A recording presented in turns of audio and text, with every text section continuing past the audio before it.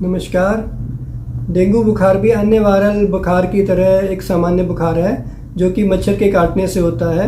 अधिकांश लोगों में लक्षण रहित या हल्के लक्षणों वाला होता है। इसके सामान्य लक्षण हैं बुखार आना, सिर में दर्द होना, मांसपेशी में दर्द होना, आंखें घुमाने पे दर्द होना, कमजोरी रहना, जी मचलाना, उल्टी आना।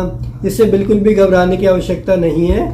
ये एक सेल्फ लिमिटिंग या स्वतः ठीक होने वाली बीमारी है जिसका अधिकांश रोगी जो है घर पर ही उपचार कराकर ठीक हो सकते हैं। इसके लिए कोई विशेष दवा की आवश्यकता नहीं होती है। इसका बिल्कुल ही सामान्य उपचार है। उचित मात्रा में तरल पदार्थ अधिक मात्रा में लें, जैसे पानी, नींबू पानी, नारियल पानी, ORS, हल्का सुपाच्य भोजन लें और बिल्कुल साधारण दवाएं जैसे कि पैरासीटामॉल है, उल्टी की दवा है, एसिडिटी की दवा है। इसको लेने से 90% रोगी घर पर ही 7 से 10 दिन में ठीक हो सकते हैं। लेकिन 5 से 10% लोगों में यह गंभीर लक्षणों वाला हो सकता है। तो गंभीर लक्षण को पहचानना बहुत जरूरी है। और ये गंभीर लक्षण बुखार शुरू होने के तीसरे से चौथे दिन से लेके पांचवें छठे दिन तक आ सकते हैं। जो गंभीर लक्षण है वो इसलिए आते हैं क्योंकि इसमें जो कॉम्प्लिकेटेड डेंगू होता है, जो गंभीर डेंगू है जिसको कि हम लोग डेंगू हेमोरेजिक फीवर या फिर बाद में जो डेंगू शॉक सिंड्रोम का भी रूप धारण कर सकता है, उसके अंदर कैपिलरी लीक की वजह से ब्लड प्रेशर फॉल करता है। ब्लड प्रेशर कम होने की वजह से शरीर ठंडा पड़ने लग सकता है, अत्यधिक कमजोरी आ सकती है, चक्कर आ सकते हैं और पेट में पानी भरने की वजह से पेट में सूजन आ सकती है, सांस लेने में परेशानी हो सकती है, फेफड़े में पानी भरने की वजह से। इसके अलावा बहुत तेज बुखार रह सकता है जो कि दवा लेने के बाद भी ठीक ना हो।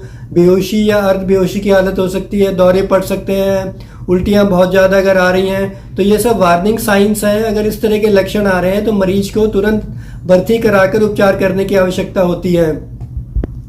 जहाँ तक प्लेटलेट्स की बात है तो सामान्य डेंगू में जो प्लेटलेट्स हैं, डेंगू में के अंदर प्लेटलेट्स का गिरना एक सामान्य सी बात है।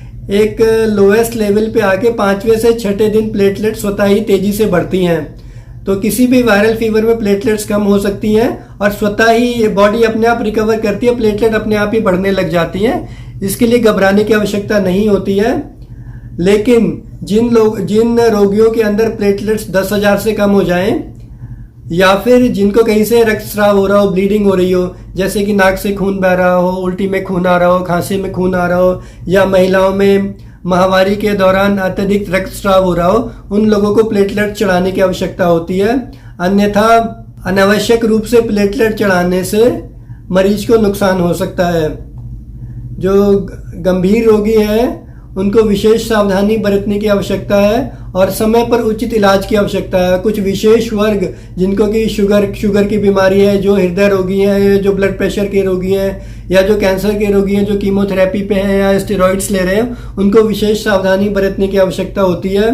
तो इसमें जो कॉम्प्लिकेटेड डेंगू में डेंगू शॉक सिंड्रोम की वजह से जो मृत्यु होती है वो प्लेटलेट्स कम होने की वजह से ना होकर बल्कि ब्लड प्रेशर कम होने की वजह से, जो कि बाद में मल्टी ऑर्गन फेलियर का रूप ले सकता है, उसकी वजह से होती है। इसलिए प्लेटलेट्स के पीछे भागने की आवश्यकता नहीं है। और डेंगू से बचने का सबसे बड़ा मूल मंत्र है इससे बचाव। घर के आसपास साफ सफाई रखें, पानी इकट्ठा ना होने दें क्योंकि ठहरे पानी में ही ये मच्छर पनपता है। तो घर के आसपास पानी इकट्ठा ना होने दें। और इसके अलावा हम व्यक्तिगत रूप से उपाय कर सकते हैं, जैसे कि फुल स्लीव्स के कपड़े पहने, फुल पैंट्स पहने, मस्कुलो रेपेलेंट्स क्रीम का यूज करें। बच्चों के अंदर भी जब वो बाहर जाएं खेलने के लिए तो मस्कुलो रेपेलेंट्स क्रीम का यूज किया जा सकता है। और घर के अंदर जाली वाले दरवाजे खिड़कियां बंद रखें। और जिन लोगों को बिल्कुल सामान्य लक्षण है उनको बिल्कुल भी घबराने की आवश्यकता नहीं है, वो घर पर ही उपचारित हो सकते हैं। और जिन लोगों को गंभीर लक्षण आ रहे हैं, हालांकि जो गंभीर लक्षण है केवल 5 से 10% लोगों में ही आते हैं, उनको उचित समय पर उचित इलाज की आवश्यकता होती है। धन्यवाद।